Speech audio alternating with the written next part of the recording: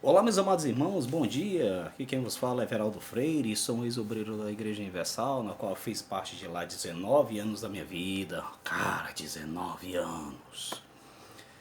É uma vida, né, pessoal? Quando eu vejo assim, eu penso no apóstolo Paulo. O apóstolo Paulo, ele viveu a vida toda dele ali, né, no Velho Testamento, na Roma. Ele foi ensinado pelo melhor professor que poderia ter naquela época, né, que tinha grande influência, né, era um dos melhores, Gamaliel. E Saulo era o seguinte, Saulo ele era muito dedicado, ele era muito focado nas coisas. Ele queria ir atrás, né, de remanescentes, né, de Jesus, pessoas que pregavam o evangelho de Cristo pelo mundo. Cristo já tinha subido aos céus e ele, Saulo, dizia que não poderia deixar rastros, esse Cristo não poderia deixar rastros, né, desse evangelho, né, que ele achava que era errado, que vinha assolar, né, o povo lá. Então, o que acontece? Passa-se o tempo e Saulo ele consegue o poder de ir atrás, né, dessa igreja de Cristo, né, dos apóstolos que pregavam o evangelho. Só que ele não contava uma coisa, pessoal. No caminho para Damasco, ele teve um encontro com o verdadeiro Cristo, e já o Cristo ressurreto, cujo qual o levou ao terceiro céu e revelou coisas que são, como diz assim, coisas inefáveis, né? Coisas que não seriam listas dizer aos seres humanos. Você tem ideia do tamanho do conhecimento que esse homem, que antigamente caçava os cristãos, ele procurava um Cristo, né? Como diz Isaías 54, aquele homem de dores, né? Era o Cristo humano. Talvez procurasse o fruto daquele Cristo humano. Só que aquele Cristo humano, de carne e osso, ele veio trazer a vida, né? O verbo veio trazer vida em pessoa, que era a própria palavra de Deus. A mensagem do novo evangelho que seria difundida por todo mundo e seria hoje, né, futuramente, o que é o nosso presente hoje. Saulo, ele era muito abnegado, ele aprendeu muito. Posso dizer até que ele era o mais inteligente de todos os apóstolos, né? Então, e ele não aprendeu de Cristo ali pessoalmente, ele aprendeu do Cristo já ressurreto. Então você veja só, quando Saulo, né, se tornou Paulo, já conhecendo Cristo, já se sendo convertido ao Evangelho de Cristo, ele partiu na jornada e pegou assim, olha, traz todos os documentos, todos os papiros, todos os pergaminhos que ele tinha já, né? E não deixou de estudar. Não, não deixou de estudar, não deixou de aprender, né? Conversar com os irmãos, aprender com os irmãos e não se afastou dos irmãos. Pelo contrário, muitos irmãos se afastaram dele porque quando ele chegou, né, mesmo tendo que raspar a cabeça, mesmo tendo que fazer algumas coisas na qual ele muitas vezes dizia, olha, me faço de fraco para com os fracos. Para o quê? Para pregar o evangelho ali para aqueles fracos. E não para viver praticando a fraqueza deles e se contaminar com elas. É bem verdade, pessoal, que hoje em dia o mundo está contaminando a dita igreja fictícia que há. O mundo já contaminou essa dita igreja. Porque essa igreja que está sendo valorizada hoje são templos, não são pessoas. As igrejas que estão sendo valorizadas hoje é um templo bonito, uma poltrona, um acolchoado de primeiro, um ar-condicionado na qual ninguém vê sentir calor na hora da palavra. É uma hipnose total, uma homilética, uma hermenêutica, né? Ao modo deles, né? Uma eloquência nas palavras, muitas das vezes. Eles usam termos escrachados mesmo, porque dependendo de onde eles pregam, o povo gosta da Perdão, ia falando palavrão. Eles gostam mesmo da farra mesmo, do escrachamento total. E nisso, pessoal, quando Saulo se tornou Paulo, que ele se converteu a Cristo, todos os pensamentos dele sobre Cristo mudaram. Há uma mudança. O homem que era um mercenário, que queria caçar os cristãos, caçar aqueles que ensinavam o evangelho de Cristo, a partir dali esse homem já entrou de uma forma diferente em convívio com aqueles que pregavam o evangelho de Cristo.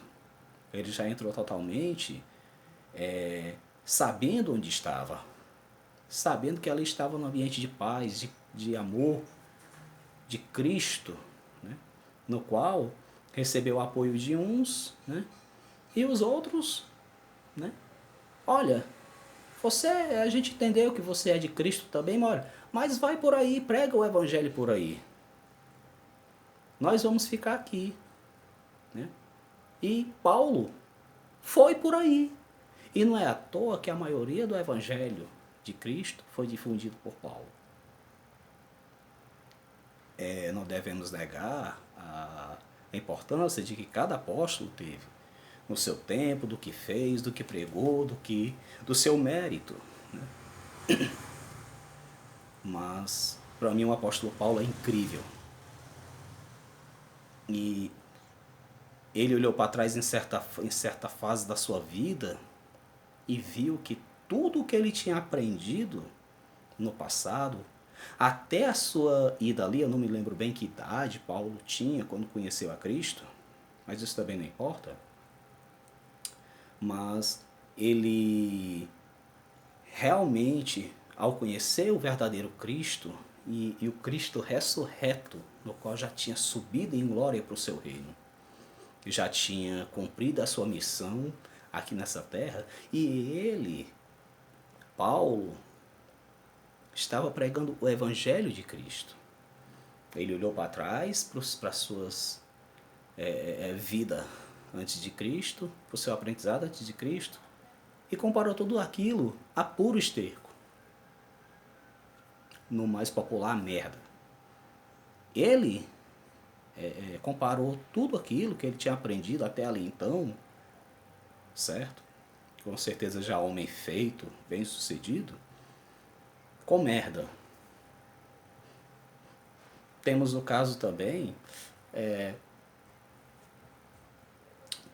que ele, né, foi por cantos, os 4 cantos da terra, e pregar o evangelho. Um local não era para ele entrar, foi apedrejado de tanta vontade que ele tinha. Mas nós não podemos culpar Paulo de querer ter vontade de pregar o evangelho, não é isso? Seria incoerente. Nós temos a certeza, pessoal, de que nós que entendemos de Cristo, que nos esforçamos para aprender de Cristo, antigamente éramos como Saulo, que não conhecia nada de Cristo, não tinha o conhecimento da palavra da verdade, e que hoje nós também, já com conhecimento da palavra da verdade, nós fazemos como o apóstolo Paulo. O conhecimento que tivemos em alguma denominação passada, nós comparamos como merda. No meu caso, da Universal, é merda, pura merda. Me desculpe o palavrão, mas é merda.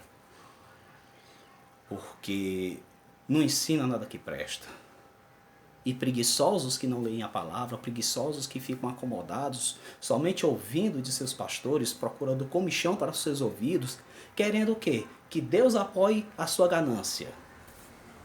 Esses ainda estão lá. Descrentes de que tem o poder de realizar, tem o poder de fazer a coisa acontecer, jogam toda a sua vida num altar idiota, num altar burro, jogam toda a sua vida dando tudo que tem para aquele altar idiota.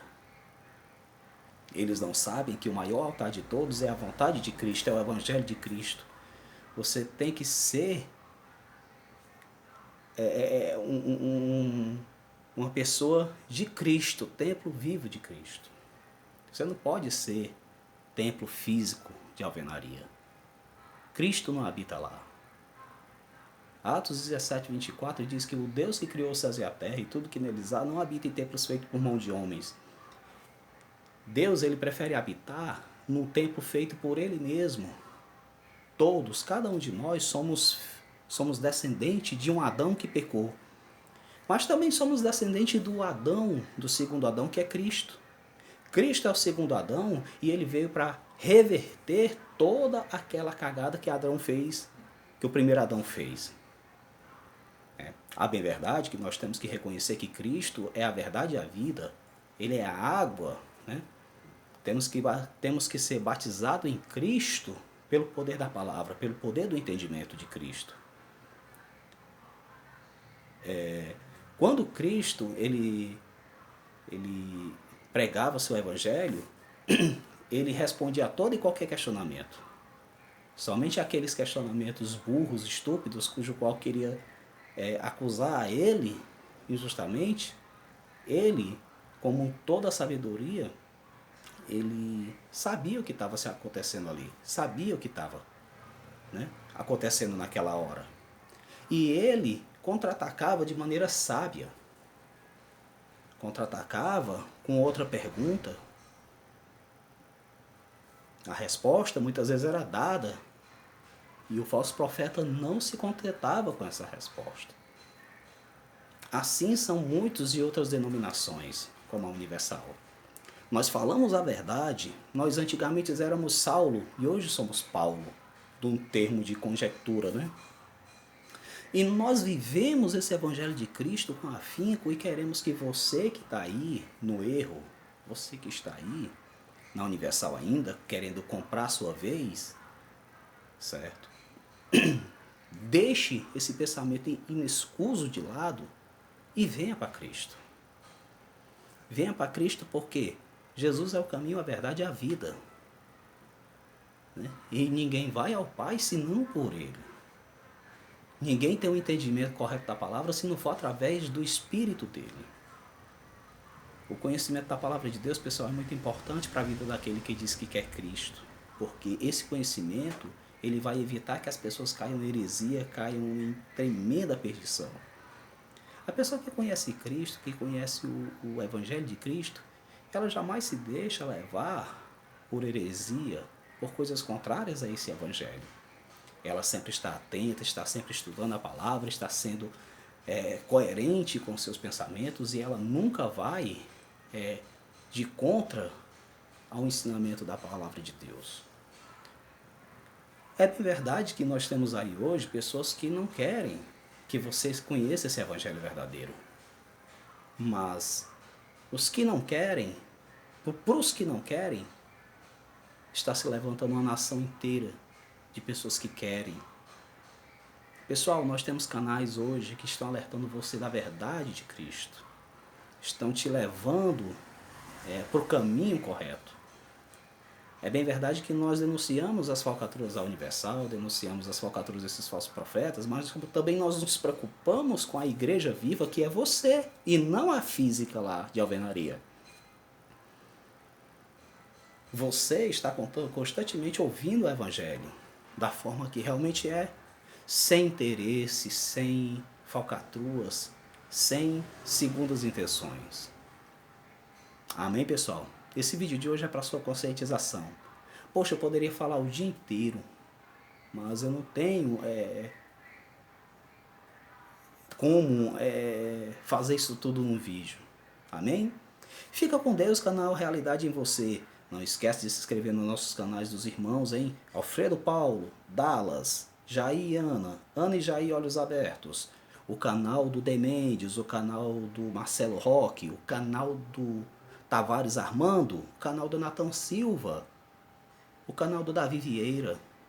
Esses são guerreiros que se levantam contra esse império de maus ensinamentos, se levantam contra o império de Satanás e te deixam a par da verdade.